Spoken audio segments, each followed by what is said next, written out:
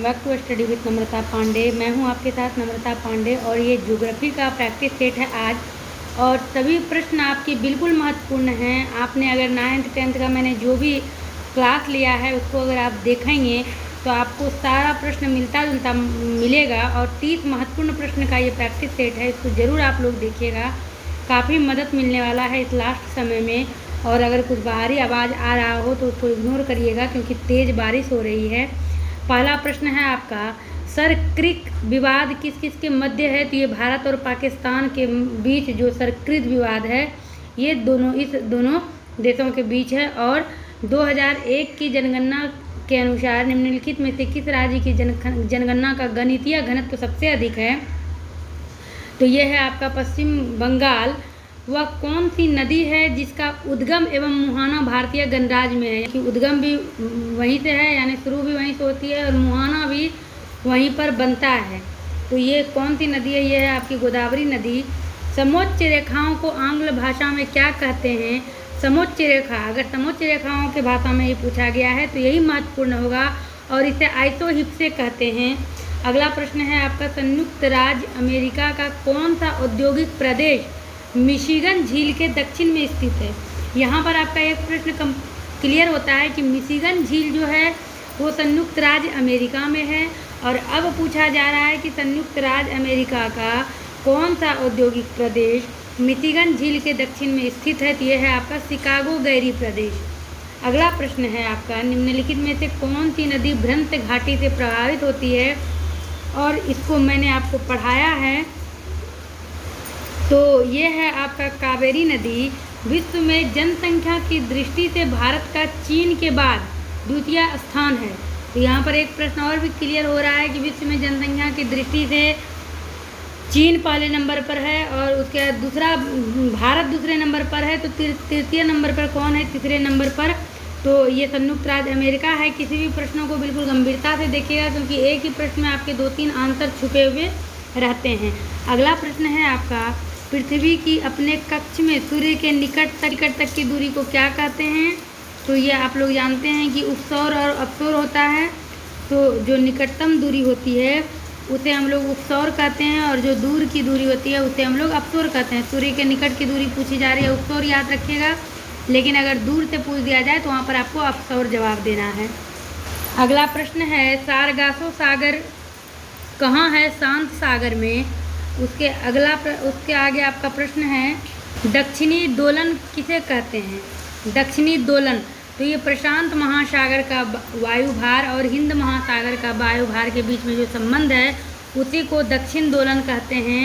अगला प्रश्न है, ग्रामीण अधिवासों में किस प्रकार के व्यवसाय की प्रधानता है? यानी गाँवों में किस प्रकार के? तो प्राथमिक व्यवसाय के अंतर्गत क्या आता है, द्वितीय व्यवसाय के अंतर्गत क्या आता है, आपने पढ़ा है। तो ग्रामीण अधिवासों के अंतर्गत जो व्यवसाय आती है वो है आपका प्राथमिक। अगला प्रश्न है आपका, 26 दिसंबर 2004 सुनामी से भारत का कौन सा भाग पूर्णतया डूब गया था? 13 नंबर के प्रश्नों का उत्तर आप लोग दीजिएगा। आप लोगों के लिए मैंने इसको छोड़ा है क्योंकि ये आपके बुक का है, सारा तो आपके बुक का ही है, जो पढ़े हैं वो समझ रहे हैं। 14 नंबर प्रश्न काफ़ी महत्वपूर्ण है क्योंकि इसमें 3 सुमेलित हैं और 1 गलत है। तो इस तरह के प्रश्नों से आप 3 तरह की बातों को समझते हैं। तो ये प्रश्न है आपका, निम्नलिखित में से कौन सा सुमेलित नहीं है? तो भावनगर में ये ज्वारीय विद्युत परियोजना है, ये सही है। कोलकाता में भी भूतापीय ऊर्जा केंद्र, ये भी सही है। लेकिन कोयना में जल विद्युत परियोजना नहीं है। कोयना में जल विद्युत परियोजना है, ये कोलकाता में भूतापीय ऊर्जा केंद्र नहीं है। और फिर कलम्पकम में परमाणु शक्ति केंद्र है। तो ये बी नंबर आपका होगा जो सुमेलित नहीं है। अगला है, पणजी किस नदी के किनारे स्थित है? तो पणजी जो है ये मांडवी नदी के किनारे स्थित है। अगला है आपका, 2001 के जनगणना के अनुसार लिंगानुपात की दृष्टि से केरल शीर्ष स्थान पर है। ये आप देखिएगा दोनों जगह बिल्कुल अपडेट है आपका प्रैक्टिस सेट ये दो। तो यहाँ पर आप देखेंगे कि 2001 के जनगणना के अनुसार आपने देखा था कि विश्व में जनसंख्या की दृष्टि से पहला जो था देश वो था चीन, दूसरे नंबर पर भारत और तीसरे नंबर पर आपका संयुक्त राज्य अमेरिका था। लेकिन यहाँ लिंग अनुपात की बात की जा रही है तो ये सबसे, और ये भारत के राज्य के बारे में बात की जा रही है, वो विश्व में देश की बात थी और ये भारत के राज्य, तो केरल है नंबर 1 पर, और द्वितीय स्थान पर जो भी केंद्र राज्य या केंद्र शासित प्रदेश है वो है आपका पुडुचेरी। इसीलिए यहाँ पर राज्य और केंद्र शासित प्रदेश दिया है ताकि आप लोग कंफ्यूज ना हों। और अगला प्रश्न है, निम्नलिखित राज्यों को जनसंख्या के अवरोही मतलब घटते क्रम में सबसे पहले बड़ा उसके बाद छोटा उसमें व्यवस्थित करिए। तो राज्यों को जनसंख्या के यानी सबसे अधिक जनसंख्या किस देश में है, तो उत्तर प्रदेश अभी रिसेंट में आपने भूगोल में देखा है। और दूसरे नंबर पर महाराष्ट्र है, तीसरे नंबर पर बिहार है, चौथे नंबर पर पश्चिम बंगाल है। इसके पहले जो आपने पश्चिम बंगाल के बारे में पढ़ा था वो ये था कि गणितीय घनत्व के जनसंख्या का गणितीय घनत्व सबसे अधिक कहाँ है, तो ये आपका हो गया, इसका ऑप्शन हो गया 17 का सी। 18 नंबर प्रश्न है, दक्षिण भारत के सर्वोच्च शिखर यानी सबसे ऊंचे शिखर का नाम अनाईमुदी, भूगोल का जनक किसे कहा जाता है, इरेटोस्थनीज को कहा जाता है।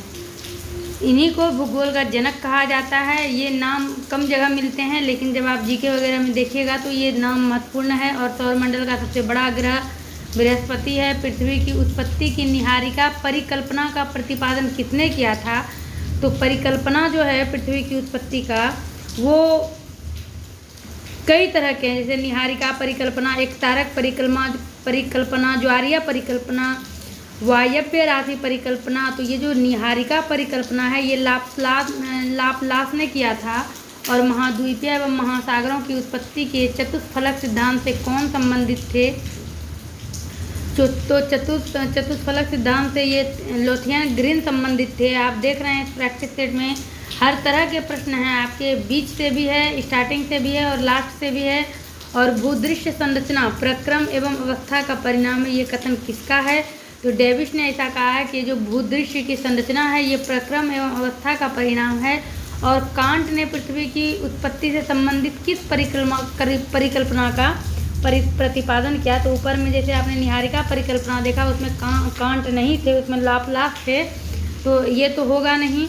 एक तारक परिकल्पना भी नहीं है, तो यहाँ पर आपका ज्वारीय परिकल्पना भी नहीं है। ये वायव्य राशि परिकल्पना कांट ने इसका प्रतिपादन किया है। तो 2 आपने जान लिया है, 4 परिकल्पना में 2 आपने जान लिया है। किस परिकल्पना का किसने प्रतिपादन किया, तो ये अभी तुरंत आपने ऊपर में पढ़ा है, लाप्लास ने किया है। और ये आपने देखा कि कांट ने किया है। तो 2 परिकल्पना आपको याद रहा। सुनामी क्या है, भूकंप द्वारा उत्पन्न तरंगें। स्टेलेक्टाइट एक स्थलाकृति है, स्थल की आकृति को स्टेलेक्टाइट कहते हैं। और ये किस प्रकार की आकृति है, तो ये काष्ठ भूदृश्य आकृति है, हिमानी का नहीं है, नदीय नहीं है, वायुड़ नहीं है, ये काष्ठ भूदृश्य आकृति है जिसे स्टेलेक्टाइट कहते हैं।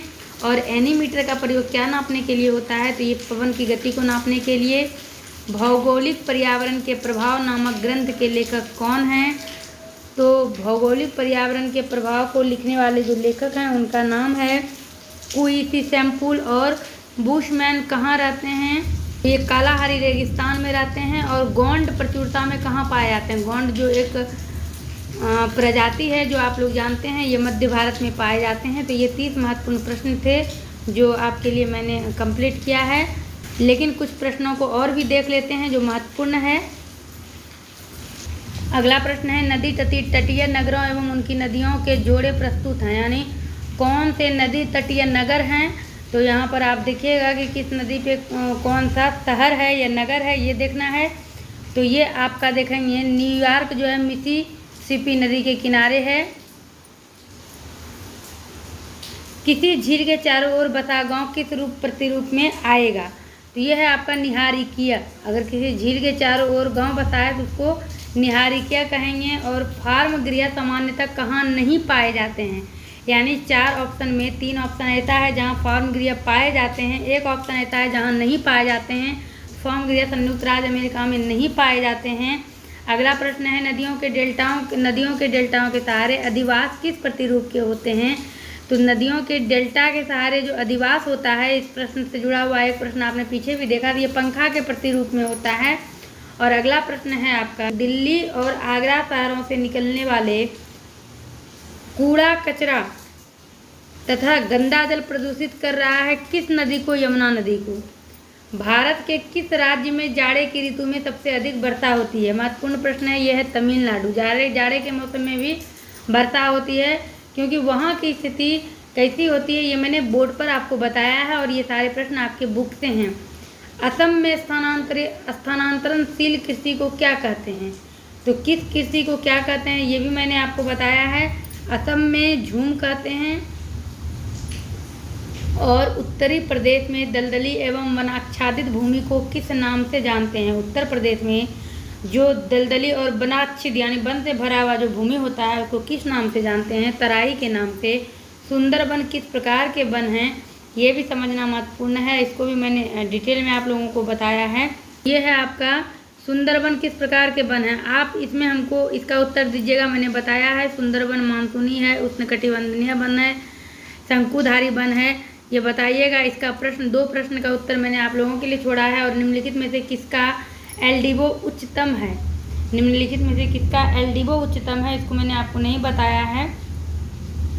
तो ये है आपका पक्षाव मेघ और ज्वालामुखी उद्गार के निम्नलिखित प्रकारों में से कौन सा एक प्राय विस्फोटक नहीं होता है? क्योंकि ज्वालामुखी के जो है कई प्रकार होते हैं, जिसमें मैक्सिमम प्रकार जो है वो विस्फोटक होता है। निम्नलिखित में से कौन सा विस्फोटक नहीं है, यानी जो विस्फोट नहीं करता है? ये हवायन हो गया और इसको सुमेलित करने वाला है सूची 1 और सूची 2। तो इसमें 2 यहाँ पर आपका दिया हुआ है और 2 आपको आगे देखना है। तो यहाँ पर आप देख लीजिए, निक पॉइंट है, कास्ट है, धोल रंध्र है और ये भूकंप है। आगे आपका अधिकेंद्र है, नदीय है, जड़ोल पंख है, पुनर्युवन है। इसको आपको क्या करना है, इसको आपको मिलान करना है।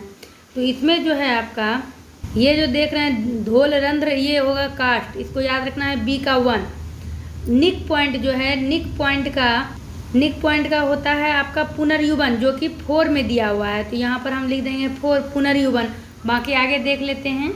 आप पुनर्युवन ए का हो गया था, यानी A4 हो गया, उधर बी का 1 हो चुका था। और यहाँ पर आपका सी का जो है अधिकेंद्र, सी का आपका 2 नंबर पे उधर था भूकंप, तो अधिकेंद्र का भूकंप से हो जाएगा। और जड़ोल पंख जो बचा ये आपका हो जाएगा नदी है। तो कुल मिलाकर आपका बी हो गया। अगला प्रश्न है, शीतोष्ण चक्रवात निम्नलिखित में से किसके द्वारा अभिलक्षित होते हैं? शीतोष्ण चक्रवात ये वाताग्र द्वारा। और 30 प्रश्न मैंने कहा था, लेकिन 50 महत्वपूर्ण प्रश्न है, उसको देख ही लीजिए। निम्नलिखित जीवोमों में से किस एक में सबसे अधिक स्पीसीज विविधता पाई जाती है? जितना नीचे आपका जीवोमो दिया गया है, सबसे अधिक स्पीसीज विविधता किस में पाई जाती है? तो ये है आपका उष्णकटिबंधीय वर्षावन में। इसको मैंने डिटेल में नहीं बताया है, लेकिन कुछ प्रश्नों के उत्तर को माइंड में भी रख लीजिए। निम्नलिखित महाद्वीपों में से किस एक में जनसंख्या वृद्धि की दर सबसे कम है, यानी न्यूनतम है? मुझे लगता है यहाँ पर ऑस्ट्रेलिया होगा। ये संदेहात्मक आंसर है, आप इसका जवाब दीजिएगा। ये लगाकर मैंने तीसरा छोड़ा है कि जनसंख्या की वृद्धि दर जिसमें कम हो। तो ये कौन सा नीचे में जितना भी आपको महाद्वीप दिया गया है कौन सा है? इसमें उत्तरी अमेरिका है, दक्षिणी अमेरिका है, ऑस्ट्रेलिया है या फिर यूरोप है? अब फिर से आपका सूची मिलान करने के लिए आ जाता है। जो ये धारा है कौन सा, ये इसमें तो सिर्फ दिया हुआ है कि कौन सी धाराएं किस सागर में है, लेकिन आपको ये पता होगा कि गर्म धाराएं, ठंडी धाराएं भी करके पूछी जाती है। तो अभी फ़िलहाल इस प्रश्न को देखते हैं। तो इसमें जो आप देखिएगा, ये जो आप देख रहे हैं अंगुल-हाथ धारा, ये धाराएं हिंद महासागर से निकलती है। ये जो एल नीनो धारा है, ये धारा दक्षिण प्रशांत सागर से निकलती है। क्यूरोसियो धारा जो है, ये धारा आपका उत्तरी प्रशांत से निकलती है। और बेंगुएला धारा जो है, ये महत्वपूर्ण प्रश्न है, ये धारा आपका दक्षिण अटलांटिक से निकलती है। तो इस तरह के प्रश्नों को थोड़ा गंभीरता से देखना होता है। ये आपका सी हो गया। 47 नंबर प्रश्न है, राष्ट्रीय राजमार्ग संख्या 2 किन 2 नगरों को जोड़ता है? राष्ट्रमार्ग संख्या 2, तो ये है आपका दिल्ली और कलकत्ता को जोड़ता है राष्ट्रीय राजमार्ग संख्या 2। और दक्षिण एशिया के निम्नलिखित देश में से किस एक में अधिकतम नगरीकरण स्तर है? दक्षिण एशिया के सभी देशों में किस देश में सबसे अधिक नगरीकरण का स्तर है? तो ये देश आपका है। और इसका भी आंसर आप लोग दीजिएगा, ये भी थोड़ा सा कन्फ्यूजन वाला आंसर है। और अगला प्रश्न है, अंतर्राष्ट्रीय तिथि रेखा कौन सी मानी गई है? तो ये आप लोगों को पता है 180 डिग्री देशांतर। और सूर्य का सबसे नज़दीकी ग्रह कौन सा है? तो ये भी आपको पता है, बुध। तो ये आपके 50 महत्वपूर्ण प्रश्न थे। अगर आप लास्ट समय में भी इसको देख रहे हैं तो आपके लिए काफ़ी हेल्पफुल ये क्लास रहेगा। तो वीडियो लाइक करिएगा, कमेंट कर पूछे गए प्रश्नों का उत्तर दीजिएगा, आप ही के लिए फ़ायदा है। कुछ प्रश्नों के उत्तर अगर गलत हो तो उसको करेक्ट करिएगा, और बाकी लगभग सही है, लगभग नहीं सारे सही हैं और महत्वपूर्ण है, आपके बुक से हैं। तो मिलते हैं आपसे अपने अगले क्लास को लेकर। बने रहिए इस चैनल के साथ। जो नए हैं, नए जुड़ रहे हैं, वो प्लेलिस्ट में चेक करिएगा, उनको अनिवार्य प्रश्न पत्र का भी मिल जाएगा। मैक्सिमम प्लेलिस्ट सब्जेक्ट का प्लेलिस्ट आपको मिल जाएगा, तो एक बार डिस्क्रिप्शन बॉक्स भी चेक कर लीजिएगा।